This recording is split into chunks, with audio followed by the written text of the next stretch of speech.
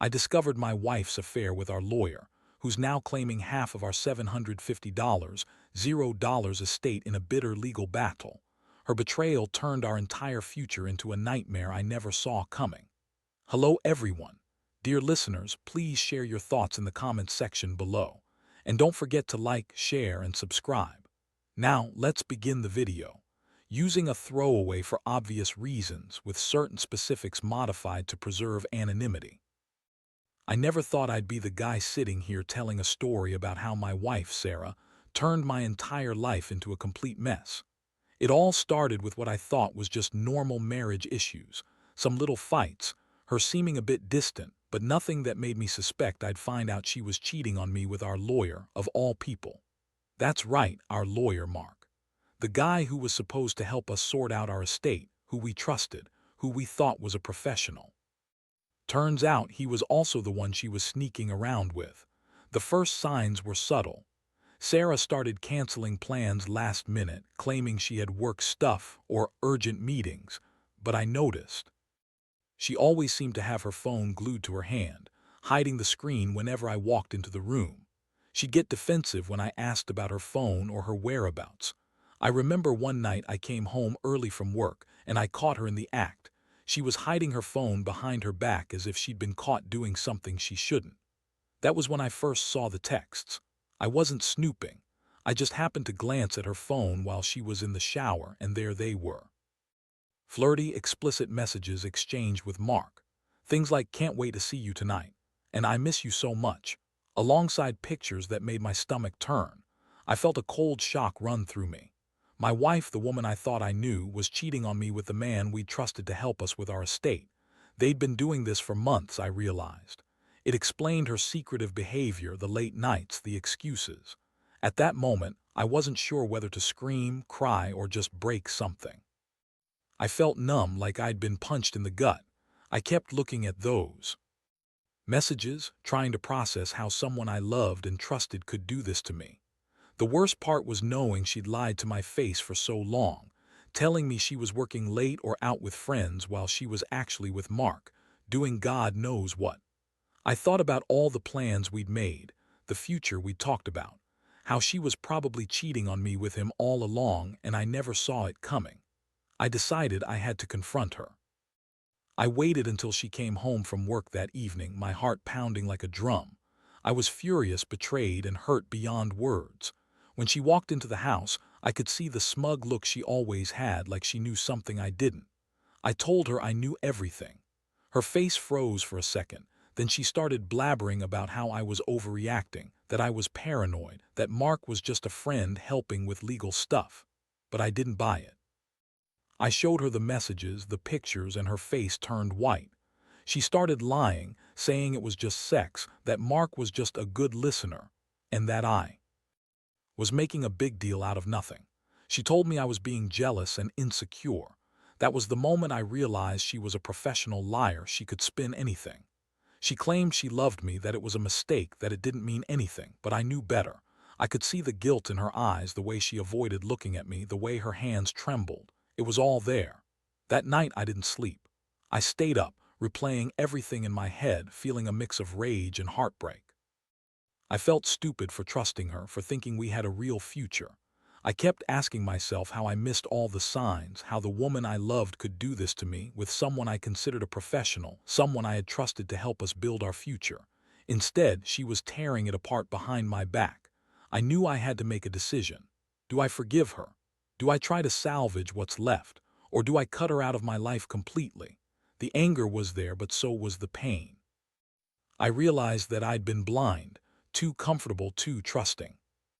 Now everything was different. My world was shattered and I didn't know how to put it back together. I just knew I wasn't going to let her get away with this without consequences. The next few days were a blur. I couldn't focus on anything else. My mind kept circling back to that betrayal. Every time I saw her, Sarah would put on that fake smile, trying to act like everything was normal. But I saw through it. She'd brush past me, avoiding eye contact, and I could tell she knew I'd uncovered her secret. She kept lying, saying it was just sex, that it didn't mean anything, that Mark was just a friend helping with the legal stuff. But I knew better. I had the messages, the proof. and her guilty face told me she was lying through her teeth. The thing that cut the deepest was that she kept insisting she loved me, that she'd never meant for it to happen, that it was a mistake, just a stupid fling. Yeah, right. A mistake that had been going on for months, with a guy we both trusted. I couldn't wrap my head around how she could be so callous, so willing to throw everything away for some secret sex with our lawyer. I felt humiliated, angry, and completely betrayed. And somewhere in that mess of emotions, I started thinking about what I should do next. I knew I couldn't stay in the house with her, not after what I found out. I started planning my move, trying to figure out how to get her out and protect what was left of our estate. The house was worth a lot, around $750, $0, and I wasn't about to let her or Mark take a cut of it. If she thought she could screw me over with some legal battle, she had another thing coming. That's when I started to realize that this wasn't just about cheating. It was about money, power, and control. She'd been planning to use her affair to manipulate the estate, maybe even try to claim half of it, knowing she had the legal backing with Mark. I decided I needed leverage. I contacted my own lawyer, a guy named Jeff. I told him everything, and he told me to start gathering evidence.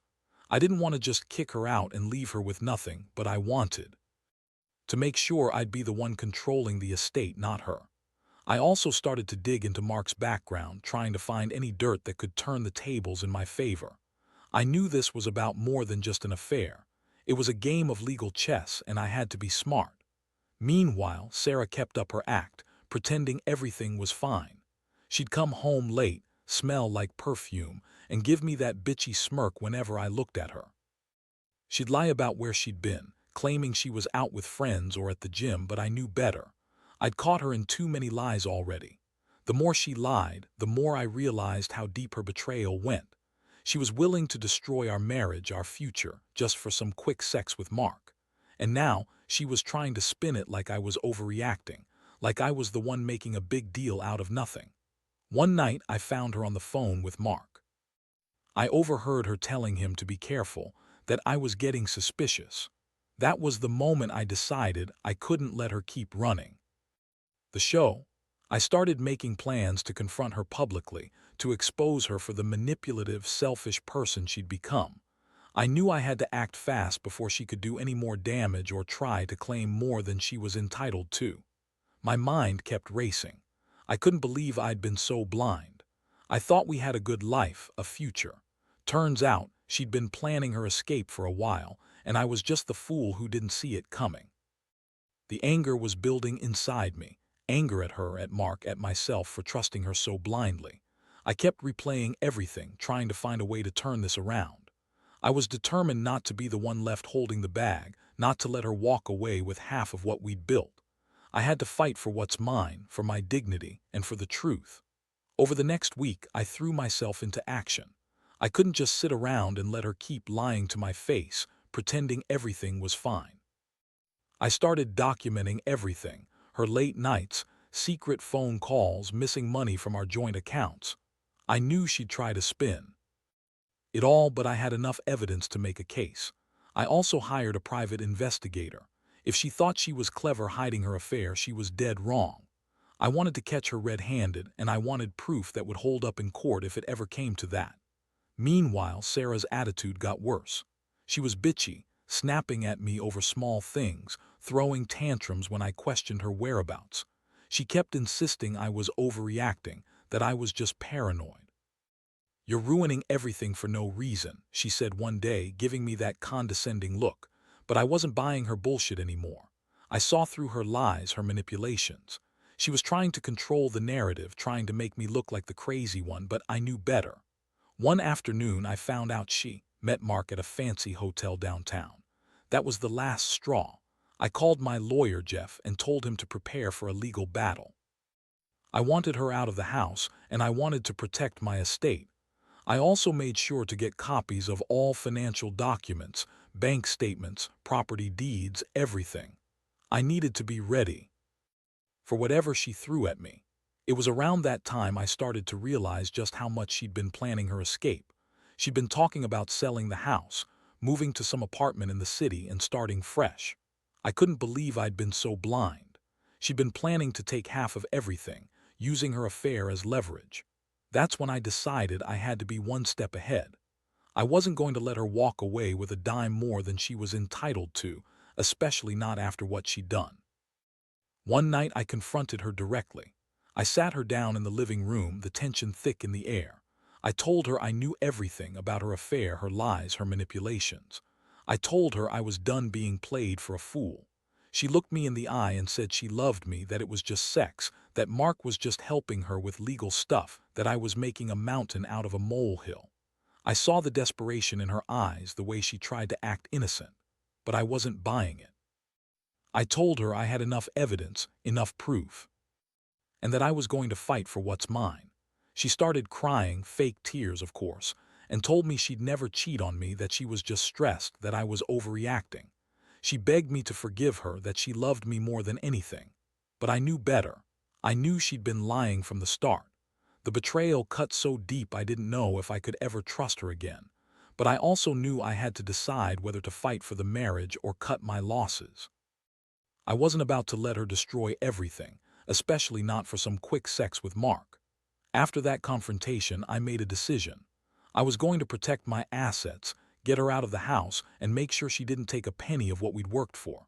I filed for divorce, knowing she'd fight dirty, and I was prepared. I knew she'd try to claim she was entitled to half the estate, but I also had the evidence to prove her infidelity and her manipulations. This was going to get messy, but I was ready. I'd be damned if she walked away with everything just because she decided to cheat and lie her way through it. I'd fight for what's mine, and I'd make sure she paid for her betrayal one way or another. The legal battle started sooner than I expected. Sarah, true to her bitchy, manipulative nature, didn't go quietly. She hired her own lawyer, Mark, of course, and suddenly everything turned into a war. She claimed she was entitled to half of the estate because she was married to me for 10 years, even though I had all the proof of her affair. That's when I learned she was trying to use the legal system to her advantage, claiming community property and trying to spin her betrayal as a reason for her to get a big chunk of what we owned. Her lawyer, Mark, was a slick guy, smooth-talking, confident, and deeply in her corner. I could see the wheels turning in his head, trying to figure out how to spin this in her favor. Meanwhile, I wasn't about to let her steamroll me. I had my own lawyer, Jeff, and he was sharp. We started collecting every piece of evidence: texts, emails, financial records, witness statements. I even hired a private investigator to follow Sarah and Mark, just to see how far she was willing to go. One of the nastiest moments came when I got a hold of some of her bank statements. I found out she'd been funneling money to Mark's account, probably for hush money or just to keep their game going. It was clear she was using her affair as leverage, trying to claim she deserved a bigger share of the estate because of her contributions. I couldn't believe how calculated she was being. It was a sickening realization that her whole plan was to bleed me dry and walk away with half of everything. The court hearings were brutal. Sarah sat across from me, her bitchy attitude on full display, throwing smirks and side glances. Mark was there, smirking too, acting like he knew all the tricks. I felt rage bubbling up every time I looked at her. She kept lying, claiming she was innocent, that she'd never betrayed me, that her affair was just a mistake. I wanted to scream at her, tell her how disgusting and selfish she was. But I kept my composure, sticking to the facts and letting my lawyer do the talking. The judge wasn't an idiot. She saw through Sarah's lies pretty quickly. She questioned her about the affair, about the financial ties to Mark, and about her attempts to claim half the estate. I could tell the judge was skeptical, especially after seeing the evidence of her cheating. It was clear she was trying to manipulate the system, but I had enough to prove her motives. The worst part was knowing Sarah was willing to destroy everything, our marriage, our future, the estate, just to get her way. Throughout this process, I felt a mix of anger and helplessness. I was angry because she betrayed me so badly, and helpless because I couldn't control what was happening. It was a nightmare I never saw coming. I had always thought we'd grow old together, build a life, and enjoy our estate. Now I was fighting for my right to keep what was legally mine, while she was trying to steal it under the cover of her lies.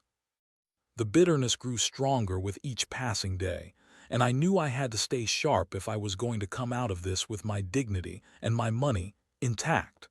The worst part, watching her act like she was the victim. She'd cry, whine, and pretend she was the one hurt by all this, but I saw through her facade. She was just angry she couldn't manipulate the system in her favor anymore. Mark was right there, egging her on, feeding her lies, helping her scheme. I realized that this wasn't just about love or betrayal. It was about power, money, and control. And I was determined not to let her take everything I'd worked for.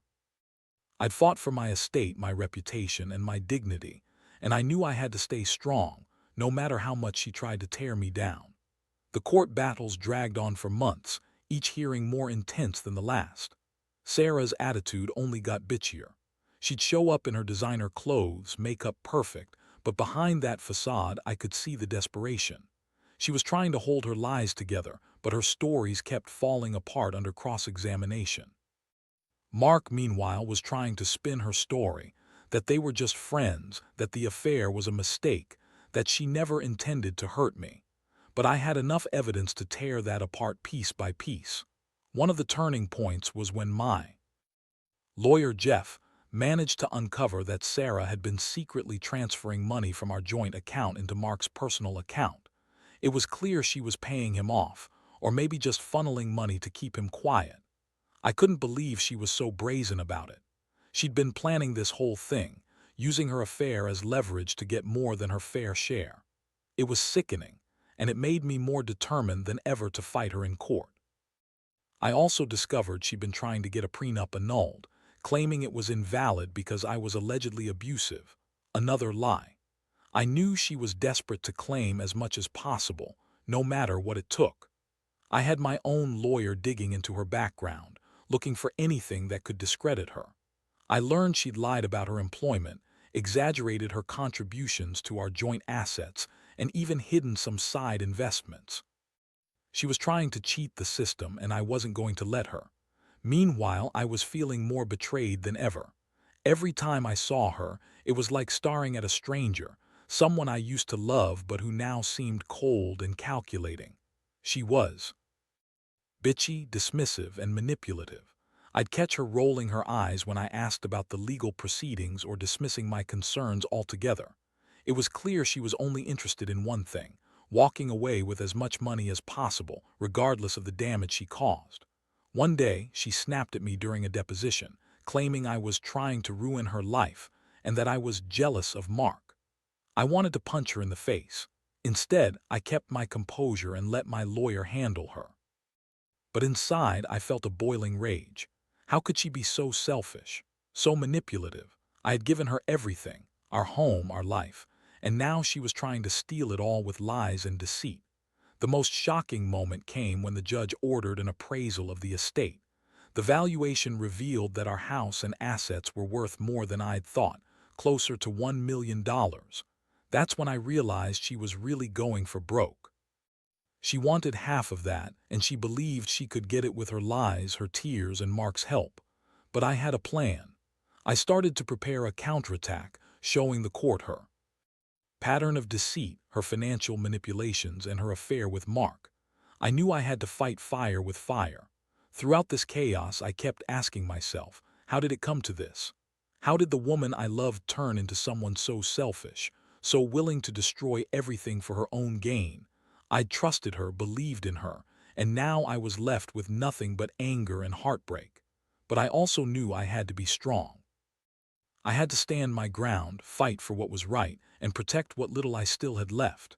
This was my life, my estate, and I wasn't going down without a fight. I'd learned the hard way that betrayal cuts deep, but I'd be damned if I let her or Mark walk away with everything. The final court date was a whirlwind. After months of legal battles, evidence gathering, and soul-crushing betrayals, everything came to a head.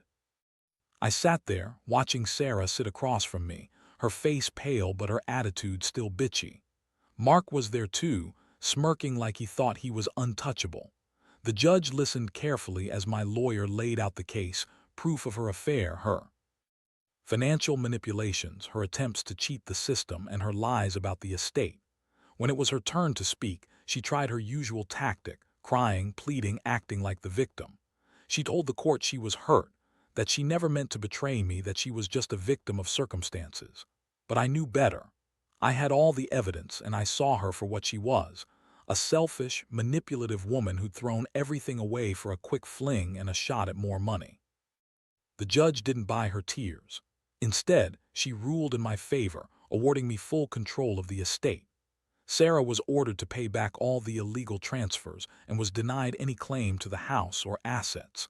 The court also ordered her to pay my legal fees, which I was thankful for because I knew she'd try to drag things out and drain me financially. I felt a strange mix of relief and anger. Relief that I'd finally won. Anger that I'd had to fight so hard for my own life and assets. As I left the courtroom, I looked back at Sarah. Her bitchy smirk had vanished, replaced by look of pure rage and frustration. Mark was gone too, probably already scheming his next move, but I didn't care. I'd fought for what was mine, and I'd come out stronger. I realized that her betrayal had opened my eyes to a lot, about trust, about deceit, about how some people will lie, cheat, and manipulate just to get what they want. In the weeks that followed, I moved out of the house, cleaned up the mess, and started rebuilding my life. I cut all contact with Sarah. The house, which once symbolized our future, now felt like a prison. But I was determined to start over, to find peace and rebuild what I'd lost. I learned that betrayal cuts deep, but it also teaches you who your real friends are, what you're truly capable of, and how to stand tall even when everything around you is falling apart. Looking back, I realized that this nightmare was a brutal lesson in trust and resilience. I trusted her, and she betrayed me. I trusted Mark, and he betrayed me too. But I also learned that I'm stronger than I thought, that I can fight for my dignity, my money, and my future. The scars will stay, but they remind me to be cautious, to watch out for the signs I once ignored. And most importantly, I now understand that sometimes the only way to truly reclaim your life is to face the pain head-on, stand your ground, and never let anyone steal your happiness again.